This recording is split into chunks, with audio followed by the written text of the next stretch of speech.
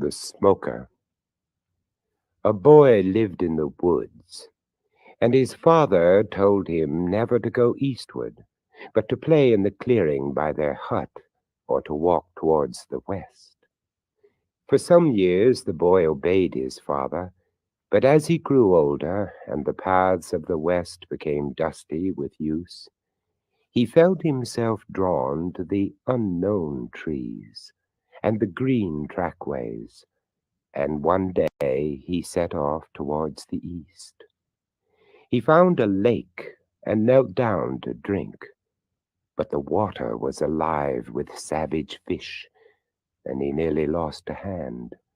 He crouched by the shore and watched the fins swirl the water, and a stranger came up behind him so softly that the boy knew nothing until the man spoke. "Let us see who can throw a spear the farthest." "Very well," said the boy, and he won easily. "Let us run around the lake," said the man. "I agree," said the boy, and he won that too. "Let me show you the island in the middle of the lake," said the man. "Do you like fish?" said the boy. "I can see the island from here." The man whistled, and a boat came into sight, drawn by 3 flying swans. The man and the boy stepped into the boat and were carried to the island. But as soon as they landed, the boy wished that he had stayed at home, for the man knocked him down and left him, and went back across the lake. The boy felt his bruises. Nothing was broken, although he ached from the fists. He limped about the island to find food, but there was little except berries and roots, and no shelter. He sat and watched the night come. "If you would be good enough to dig an inch or so into the earth," said a voice close by him, "you would do me a great kindness." The boy was startled, for there was no one to be seen. "I'm in the leaf mold," said the voice. The boy scraped the last year's autumn, and underneath he found a skeleton lying yellow on the ground. "I am much obliged," said the skeleton. "Now one more thing, if you will. Under that tree just by the bowl, there's a pouch buried. Would you bring it to me?" The boy put his hand down by the bowl and found a tobacco pouch in the soil, and a pipe and flint. "It would gratify me," said the skeleton, "if you would light the pipe and put it in my mouth." The boy did so, and held the pipe between the skeleton's teeth. "Ah, thank you," said the skeleton.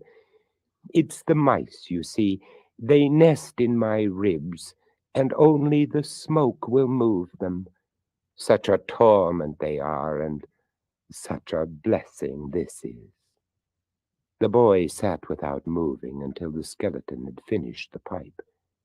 "Now," said the skeleton, "you will want to know what you can do about the man who brought you here. Well, I'll help you. He's on his way now with dogs to hunt you for sport. So you must run up and down all over the island, leaving tracks, and be sure to touch every tree. Then when he comes, hide at the top of a tree, and they will never find you." And that is what the boy did. And the dogs could not find him, for his scent was everywhere. At dawn the man took them off and went back to the land. "He will come at night," said the skeleton, "and it will be to drink your blood. But you must dig a hole in the sand near where the boat is beached, and wait for him to start looking for you."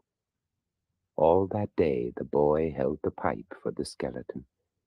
"And remember," said the skeleton, Don't return for a year.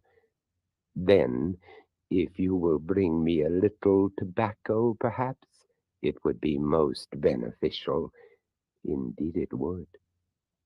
The boy hid in the sand until the man had disappeared among the trees, and then he ran to the boat and jumped in. As soon as they felt the movement, the swans flew back to the land, taking boat and boy with them safely among the deadly fish. And the boy went home and stayed westwards for a year. At the end of the year, he made his way to the lake again. The swans were waiting. The island was unchanged. "I've brought a new pipe and pouches of tobacco," said the boy. "You are more than considerate," said the skeleton. "The nesting season has been a great burden." The boy lit the pipe, and the mice were soon cleared. "Can I do anything more to help you?" said the boy. "You saved my life. Shall I bury you?" "No," said the skeleton. "I would rather know the sun and the rain, the wind and the moon, and let them do their work. It's pleasanter here than in the dark."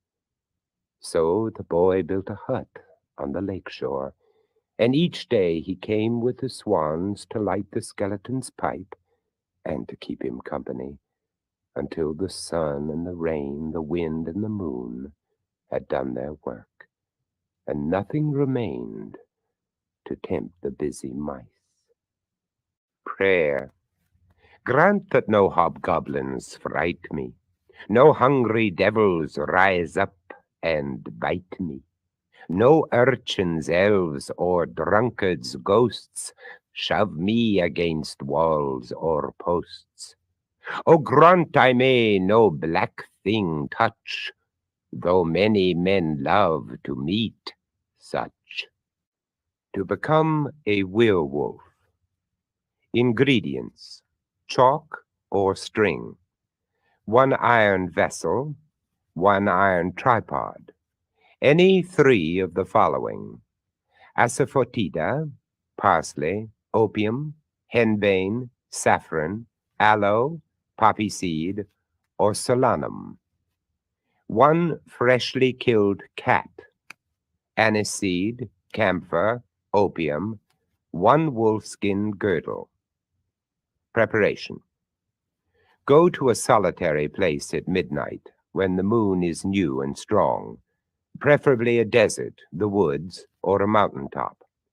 On perfectly level ground, mark off with the chalk or string a circle with a radius of at least 7 feet, and inside this a circle with a radius of 3 feet.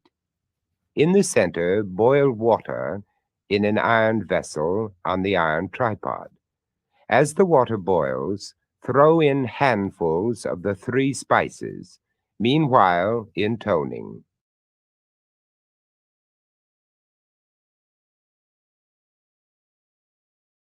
Great content needs a great audience, like an alien needs an art class. Crop circle.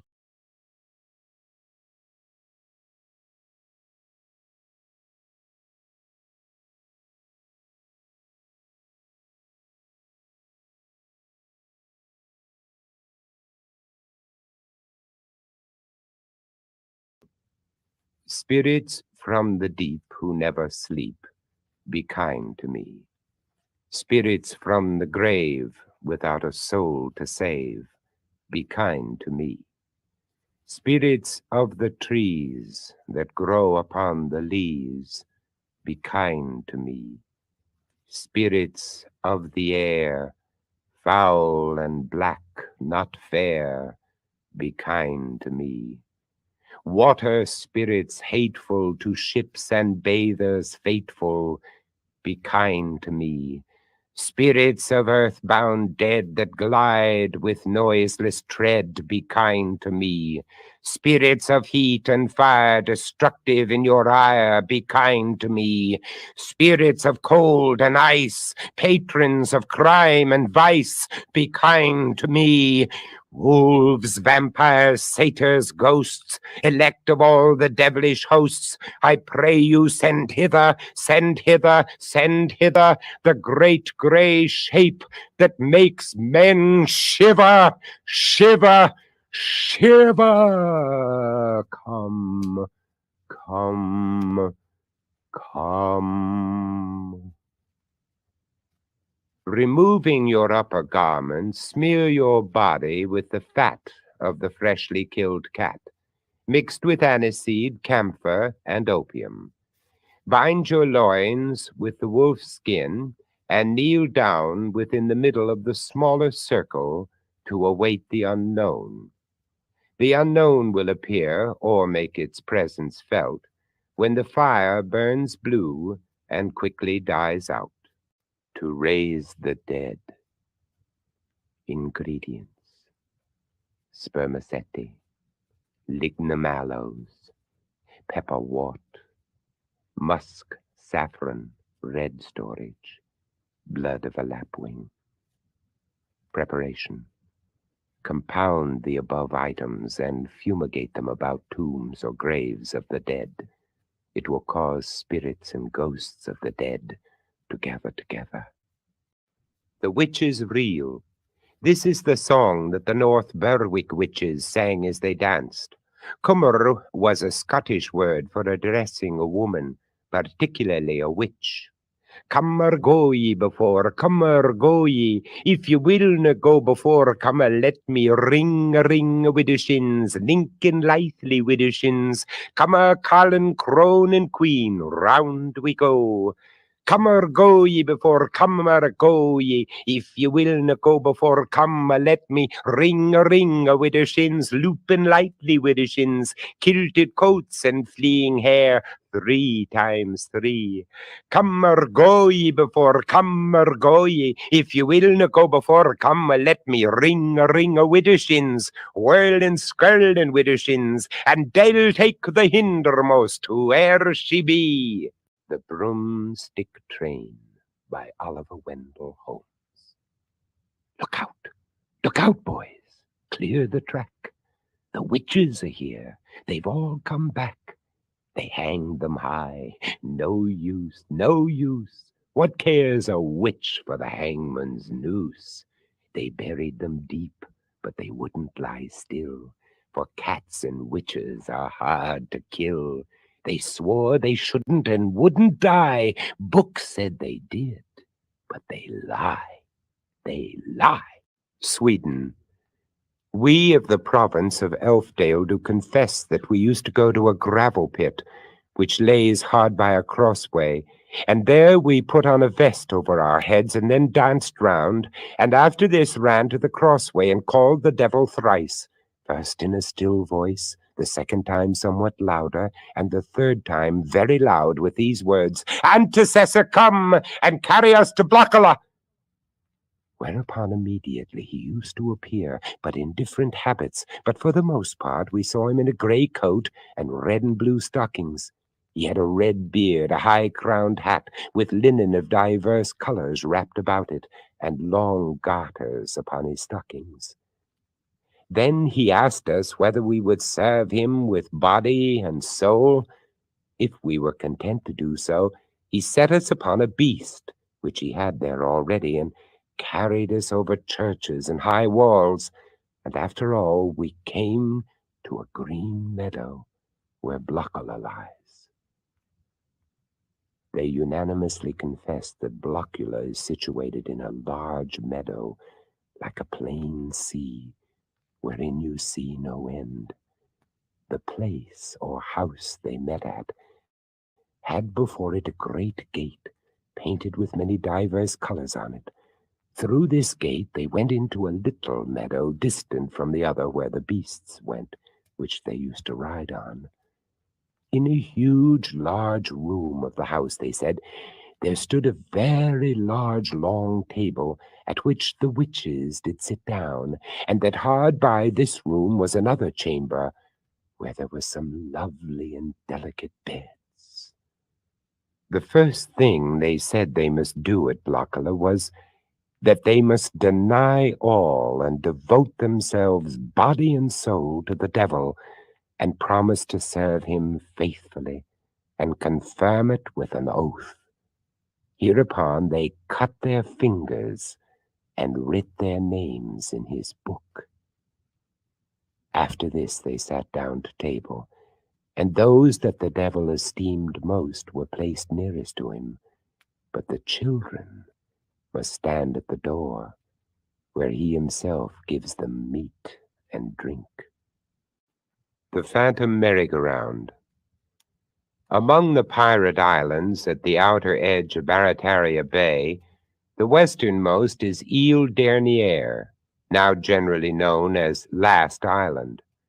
For a little while it was the capital of the illegitimate empire of Jean Lafitte, the famous buccaneer who later moved to Grande Terre and became a picturesque hero at the Battle of New Orleans.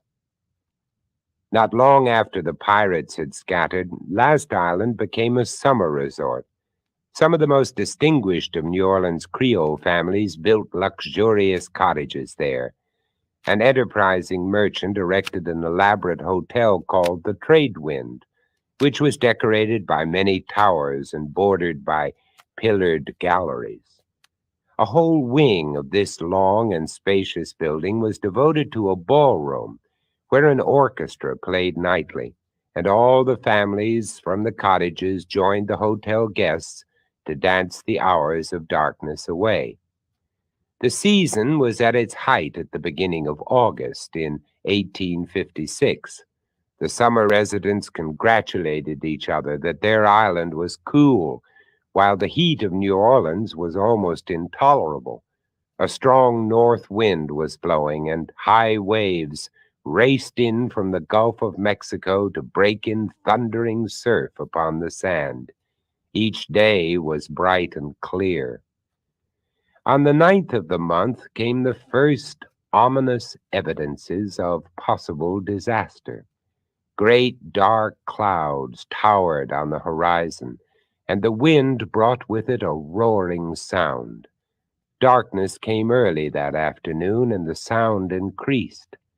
The islanders gathered at the ballroom, glad to divert themselves by dancing and forgetting the fears that stirred in their minds.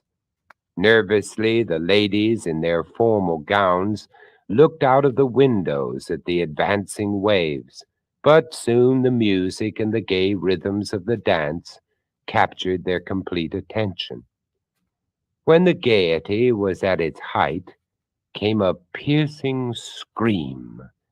A girl had seen water spurt under the door of the ballroom and darken the shining floor. As some of the gentlemen raced toward the door, it burst from its hinges, and a resistless wave swept through the room. The struggling dancers heard a terrific crash, and the roof of the ballroom had blown away. Wave after wave followed, and the helpless humans, screaming and panic-stricken, were scattered by the seething waters. Those who fought their way out of the hotel saw whole cottages swept away from their foundations and bobbing crazily about. A small steamboat, the Star, had been snatched from her moorings and was blown up upon the island. It filled with water and sank on the site of a billiard parlor which had disappeared. A few of the victims of the storm fought their way to her hull and clung there throughout the night. Not far from the hotel stood a children's whirligig or merry-go-round. A group of men and women had fought their way to it, and they clung to the wooden rail above their heads. The wind increased its force and set the rail to circling. The terrified passengers kept desperate hold, their bodies hanging grotesquely as the rail went round. When the waters receded next morning, about 2/3 of the people on the island had lost their lives. Many were never found, but here and there on the wet sands lay corpses in odd, stiff attitudes. Almost a century has passed since this great tragedy, but the fishermen of Barataria Bay say that even today, when chugging past Last Island in their little boats, sometimes on blowy nights, they see on its shores a vast hotel, its windows gleaming with light, and they hear dance music above the whistle of the wind. Sometimes, too, a boat crew reports that they have beheld by the light of the windows dark shadows moving slowly in circular parade, like human bodies riding a gruesome merry-go-round. A pair of gloves. On the day that Elizabeth, younger daughter of the Roderick MacLeods, reached the age of 16, her parents decided that she should be sent to the same exclusive school in Switzerland which had so successfully educated her elder sister Flora. Grandfather MacLeod offered only a minor amendment to this program. Before she matriculated, he wished her to visit her cousins, residing at the seat of the MacLeod, Dunvegan Castle on the Isle of Skye. When Elizabeth first saw the home of her ancestors, there was a sheen on the calm waters about it, while a soft mist resting above raggedly embraced its crenellated towers. Soon the crew of the small boat that brought her from the mainland lowered the sail. They sang an old Hebridean song as they rowed her to the little dock where the MacLeod waited. He was a tall, bearded man, and his welcome, gruff and impassive, embarrassed her, though she felt he was glad to see her. His sister, also tall and reserved, stood beside him and bowed graciously. She was distressed, she said, that there were no young people at Dunvegan at this time. She had invited several of the MacLeod nephews and nieces, but all had already returned to their schools or were busy preparing to do so. Elizabeth found the gray castle fascinating. Its electric lights only gave emphasis to the age of its big dark rooms, and seemed the one compromise that its residents had been willing to make with modern times. She and her newfound relatives sat long over their after-dinner coffee that evening, while the MacLeod told her of bonny Prince Charlie's escape to the Isle of Skye and his stay at Dunvegan, of the later visit of Dr. Samuel Johnson and his inevitable companion, James Boswell. Later, Elizabeth lay in an enormous old bed, studying Scottish chiefs by the light of a tiny reading lamp affixed to the headboard. She did not know when she first became aware of other light in the room. It seemed to have been there, and very naturally, for some time before she considered its presence. At the foot of the bed, in a circle of radiance, lay a pair of man-sized gauntlet gloves. On the wide cuffs, embroidered in red, she could see the outline of an intricate design. She looked up from the gloves and saw, standing beside the bed in the half-light, a tall, dark young man who was smiling at her. She did not remember his features later. She only recalled that his teeth gleamed white and regular, and that his eyes were bright with what seemed to be a friendly and curious interest. None of his dark costume was clearly visible, except white lace cuffs that fell from the ends of his jacket sleeves halfway over his long, slim hands. Thinking that her companion might be one of the MacLeod's nephews whose absence had been lamented earlier in the day, Elizabeth turned the button of an electric lamp on her bedside table. The room flooded with light, and the gloves and the young man were gone. Elizabeth had none of the fear that she might have been expected to feel under the circumstances. She reasoned that she must have fallen asleep and dreamed the two apparitions, and she decided she would not trouble her hosts by speaking of them. She slept soundly, and her only recognition of what had happened found expression in a letter to her sister. In this she described to Flora the event of the previous night, though at the same time she ridiculed giving it any credence. She was the more out of patience with herself a week later when she said goodbye to the MacLeod and his sister, for she had not seen the young man or the gloves again, nor had she heard anything during her stay, that might even partially explain her experience. Elizabeth's memory of her visit to Dunvegan was very dim 7 years later. She had spent 2 years at the Swiss school and then come back to New York. There she had met and married Kenneth Warren, a charming and reasonably well-to-do young Virginian. Unlike most Southerners, her husband claimed few kinfolk. His only close relative, he told the McLeods, was an elderly maiden aunt who lived in an old brick house in Dinwiddie County and was too frail to come north for the ceremony. The marriage proved a very happy one. For 4 years, the couple lived in a pleasant New York house on Murray Hill. Then, on an April afternoon, Kenneth Warren came home looking troubled. "My aunt died and was buried nearly 2 weeks ago," he said. "The information has just reached me, for there was some trouble in finding our address. We have inherited the house and must drive down at once to sell it and settle the estate." Elizabeth loved the dilapidated brick pile from the moment Kenneth drove her up the long drive. Though it was far from any neighbor and in such condition that she found difficulty in believing that it had been recently lived in, it satisfied a longing within her for just this kind of home. "We must keep it," she told her husband delightedly. "Perhaps we can restore only one room at a time, but it will be worth doing. Please say we keep it."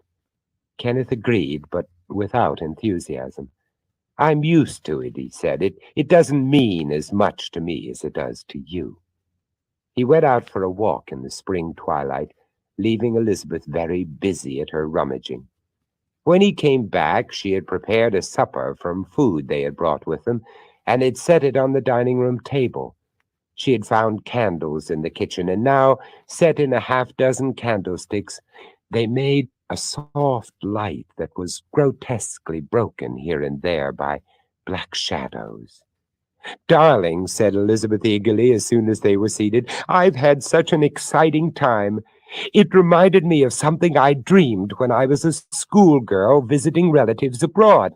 I was prowling through the attic this afternoon and opened an old chest full of laces and dress materials. At the bottom was this pair of gauntlet gloves with red markings. Do tell me what you know about them. Do you suppose—" But at sight of the gloves, Kenneth Warren, death pale, rose from the table. In 3 long strides he was at the door. There he turned to Elizabeth and spoke in a trembling voice. "So you were the girl in the bed." Before she could grasp the meaning of these words, he was gone. So far as anyone knows, no human has seen him since that moment. Elizabeth searched for him frantically all night, and in the morning she summoned neighbors to her aid. They looked at her dubiously as she told her story. When she finished it, they shook their heads. No old lady nor anyone else had lived in that house, they said. Not in the last 100 years, anyway. They made a careful search for Kenneth. They found in the soft ground outside the doorway a man's footprints leading away from the drive to the center of the open space that had once been the lawn of the old house. There they stopped. 10 years have passed, and Elizabeth has found no trace of her husband. She still has the gloves. Goblins. There was a hill that ate people. The rabbit's grandmother told him never to go near it. So the rabbit went to the hill and shouted, "Goblins, swallow me, come, devour me." But Goblins knew the rabbit and took no notice. Later that day, a group of travelers came by, looking for a place to shelter from the rain, and Goblins opened his green and ferny lips, and the travelers thought that they had found a cave. They went in, and the rabbit slipped close behind them. But the hill felt hairy pads on his tunnels, and before the rabbit could reach the middle, Gobblenole threw him out, and the grass shut. The rabbit went and hid behind a tree, and a few days later a hunting party arrived at the hill just before night, and Gobble Knoll opened again. This time the rabbit used magic art and took the shape of a man, except for his ears, which he tucked down his shirt, so that they would not brush against the roof and make Gobble Knoll sneeze. He went down long and horrid passages until he came to the hill's stomach, and there were the remains of all the victims, and some who were not yet dead. "Hey, hey, hey!" shouted the rabbit. "Why don't you eat? You leave the best. Here's a delicious heart. What's wrong with that?" Gobblenow set up a dismal howling, for it was his own heart that the rabbit had seen. And the rabbit knew this and took out a knife and stabbed the hill dead. The ground split, and the blue sky lit the deep hollows, and the living came out and wept before the rabbit, and wanted to give him power and riches. But all the rabbit would take was Gobblenoll's fat, and he went home with it on his back, and he and his grandmother were fit to burst from it for many a day. The Lone Grave. On the sloping lawn of a children's playground in Harrodsburg, Kentucky, stand strange reminders of an earlier day. One of these is an octagonal spring house where, more than 100 years ago, aristocratic Southern gentlemen and ladies gathered to take the waters, which were guaranteed to be beneficial to the general health. The other, only a few yards away, is a grave now surrounded by a white picket fence. A white marker beside it reads, "Unknown. Hallowed and hushed be the place of the dead. Step softly, bow head." When the body of the beautiful girl who lies here was lowered into the ground, the impressive funeral ceremonies took place against the background of an entrance to an enormous inn. 8 white pillars rose from the floor of its veranda to carved capitals beneath its roof. This was Harrodsburg's Springs Hotel in the Saratoga of the South, gayest of all Kentucky resorts. To it came the proudest and richest of Southern families, the Breckenridges, the Morgans, the Rowans, the Poignards, the Buchanans. The great Senator Henry Clay was an occasional visitor, and once the hearts of Southern belles and their mammas beat faster for the presence of the charming and eligible young Englishman, Frederick Peel, son of the renowned Sir Robert. There is no hotel on the grounds now. The famous dances held in the great ballroom to the music of a 3-piece slave orchestra are remembered only in the diaries of patrons long dead. There is not even much comment in Harrodsburg about the lone grave beside the spring house.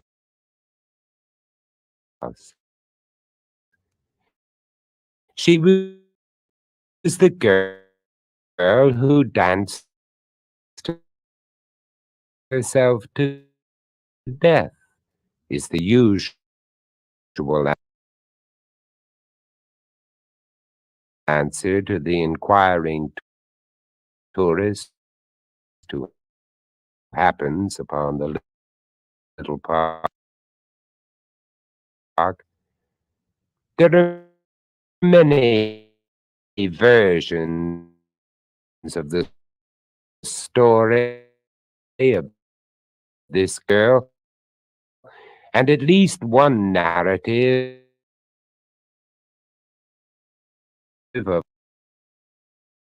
a strange modern aftermath. Some say she came by Kentucky River packet and was driven from the Harrodsburg landing through the impressive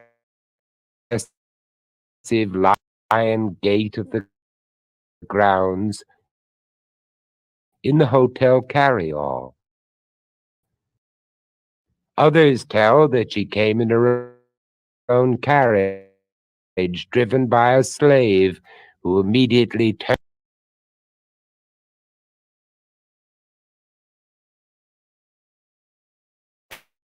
turned his team